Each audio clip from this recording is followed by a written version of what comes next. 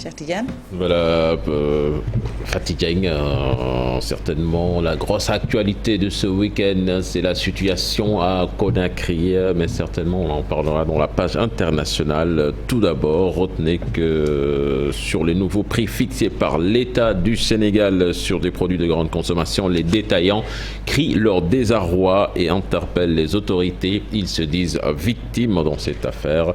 L'association des boutiques de Dakar a tenu en point de presse et n'écarte pas d'arrêter la vente de certains produits qui risquent, selon elle, de ne rien de leur apporter comme bénéfice plutôt.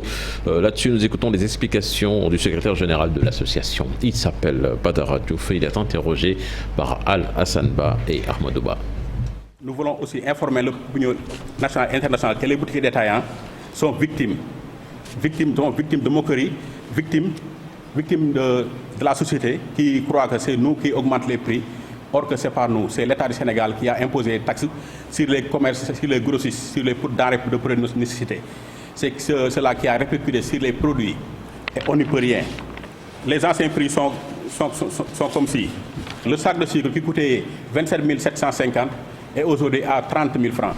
Et l'État du Sénégal a imposé son prix, a homologué un prix de 600 francs. On ne peut vendre le prix de kilo de gramme de sucre à 600 francs. La bouteille de 20 litres d'huile qui coûtait 14 500, maintenant est à 24 000 francs.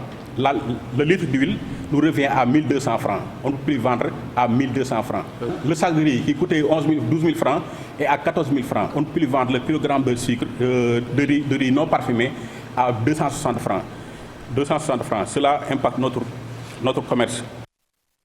Le ministre de l'Intérieur à Touba, une enveloppe de 4 milliards de francs CFA va être déboursée pour gérer la question des inondations. En solution d'urgence, 1 milliard est remis à l'entrepreneur pour démarrer les travaux concernant le bassin de Keurignan et autres. Vous entendrez les propos d'Antoine Félix Diom dans le bulletin d'information en Wolof.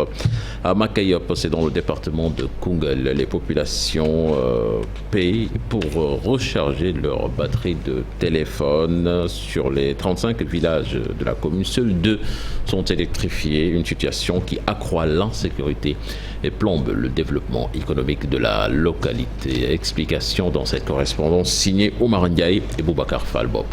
Dans la commune de Makayop, département de Koungheul, seuls 2 villages sont électrifiés sur les 35 et pour charger le téléphone portable, les populations payent 200 francs ou se déplacent sur de longues distances pour trouver de l'électricité. C'est le cas du village de Anen. Pour recharger nos téléphones portables, soit nous payons 200 francs ou bien nous nous déplaçons jusqu'à Makayop sur 5 km. Si ce ne sont pas les camions qui stationnent sur la route qui nous aident, nous avons vraiment besoin d'électricité dans la localité, surtout à Anen. À cause du manque d'électricité, certains font des panneaux solaires leur gagne-pain. Malik Ndimbolan en fait partie. Pour les radios, je recharge à 300 francs, mais je le fais aussi pour certains à 200 francs à cause de la conjoncture. Il m'arrive aussi de gagner 2000 francs par jour. Pour la préparation du dîner, les femmes utilisent des lampes torches et des bougies. Nous utilisons ici des lampes torches ou des bougies pour nous éclairer. Et c'est nous-mêmes qui pilons le mil avec nos mains. Ensuite, nous allons chercher du bois de chauffe pour cuisiner. Le maire de la commune fait le plaidoyer auprès de l'État pour l'accès à l'électricité. Seuls 2 villages sont électrifiés dans la commune. Les poteaux en bois ont été échangés avec des poteaux en ciment, mais nous souhaitons que l'électrification soit étendue à Nguerangoumak. Elhadji Omar Ndaw, le maire par intérim qui a remplacé le défunt Magaye Gaye, a été par ses militants comme leur candidat pour les municipales prochaines. Nous parlons actuellement donc de la situation à Conakry avec les dernières décisions prises par le CNRD. Parmi ces décisions, donc, on note la dissolution du gouvernement et de l'Assemblée nationale, les ministres remplacés par les secrétaires généraux pour assurer les charges courantes, les gouverneurs de région remplacés par les commandants de région. Les préfets et sous-préfets remplacés par les commandants d'unités de la plus grande localité, les anciens ministres et les anciens présidents des institutions conviés à une rencontre ce lundi à 11h au Palais du Peuple. Les militaires précisent que tout refus de se présenter sera considéré comme une rébellion contre le CNRD. Les fonctionnaires invités à reprendre le travail dès ce lundi, à 7 septembre plutôt, les unités de l'intérieur de leur côté également invités à garder la sérénité et à éviter les mouvements vers Conakry. Et dernièrement, le couvre-feu décrété à partir de 20h sur toute l'étendue du territoire national jusqu'à nouvel ordre. Justement, à propos de la situation en Guinée, le fondateur de Think Tank Africa Jom Center regrette ce coup d'État. Selon Aléontine, une discussion sérieuse doit s'ouvrir entre dirigeants africains, principalement ceux de la CEDEAO, pour trouver au plus vite une solution de sortie de crise. Je vous propose de l'écouter. Ces propos sont recueillis par Habib Faye et Ababakar Kamara. Nous condamnons les coups d'État militaires de façon très claire. Le coup d'État militaire, c'est le symptôme d'une démocratie malade. Mais ce n'est pas le remède le plus approprié pour soigner une démocratie malade. Donc nous condamnons les coups d'État militaires, mais nous condamnons aussi toutes les voies d'accès au pouvoir de manière inconstitutionnelle. Ça peut être un coup d'État électoral par la fraude. C'est arrivé au Mali, ça a créé un coup d'État militaire. Les voies du changement, c'est les voies par la violence, les coups d'État, ou par les insurrections. Et nous avons ça dans la sous-région. Nous avons les insurrections populaires et nous avons également les coups d'État militaires. Donc, nous sommes dans des situations où vraiment ce que j'appelle l'anomie politique et sociale, elle est là. Ça veut dire c'est une véritable crise sous-régionale. Donc aujourd'hui, il faut qu'une réflexion profonde et collective s'engage pour voir comment il faut sortir la Guinée de l'impasse. Ce n'est pas parce que effectivement vous êtes sorti de vos casernes et puis vous avez dénoncé la crise démocratique, vous avez dénoncé la gouvernance, vous allez dénoncer la corruption, que vous allez régler les problèmes. Écoutez, on le voit ailleurs.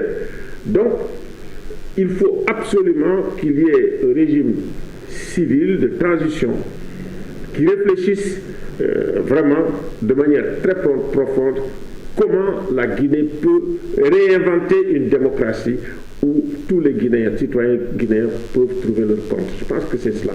Ça ne peut pas se décréter par des gens qui sont dans leur université pour dire ben voilà, c'est comme ça, la voie elle est toute tracée, ou bien des politiques qui disent que la voie, non, mais c'est ensemble. Aujourd'hui, je ne pense pas que ce soit une menace directe pour le Sénégal, mais le Sénégal doit prendre toutes les précautions nécessaires par rapport à une sous-région quand même, aujourd'hui où la dégradation de la sécurité est réelle. Mais ce qu'il faut penser, c'est surtout par rapport à la frontière avec le Mali, où effectivement nous avons quand même les conflits asymétriques. Et se rappeler qu'en 2012, c'est un coup d'État militaire qui a permis effectivement aux djihadistes de venir. Donc, il ne faut pas... Les coups d'État, des fois, ça rend les pays beaucoup plus vulnérables. Ça rend les institutions plus vulnérables, ça rend les sociétés plus vulnérables. Donc, ce qu'il nous faut, c'est effectivement, comme je le dis encore, c'est de dialoguer. De dialoguer pour pouvoir renforcer nos États. Les dictatures, ça fragilise les États. Les coups d'État, ça fragilise les États. Mais s'il y a un bon consensus, où effectivement on intègre, comme on dit...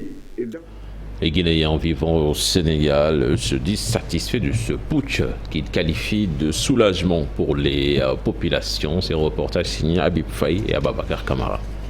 Encore un coup d'État en Guinée. Cette fois-ci, les résidents guinéens au Sénégal se disent satisfaits de la situation.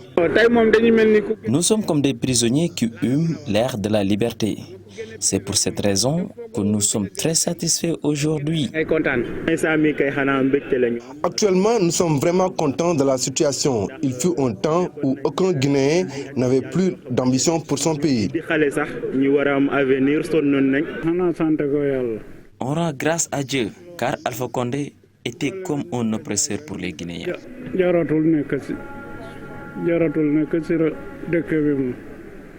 Selon eux, l'heure de la révolution a sonné. Leur pays devient alors libre. Il est entre les mains de l'armée. Heureusement que le président est toujours en vie. Donc il pourra payer de ses actes, c'est-à-dire être jugé et que justice se fasse pour les Guinéens qui sont derrière les barreaux. Nous étions tous inquiets. Nous prenions même la Méditerranée pour s'en sortir car nous n'étions pas libres. Ça fait 5 ans à 6 ans que je n'ai pas mis mes pieds dans mon pays. Maintenant, je peux y aller sans entrave. Ils vont désormais pouvoir rentrer au Bercail pour participer aux chutes électorales. Mon rêve, c'est de retourner dans mon pays d'origine. Je ne veux pas ce que je voulais là-bas. Maintenant, je me sens libre.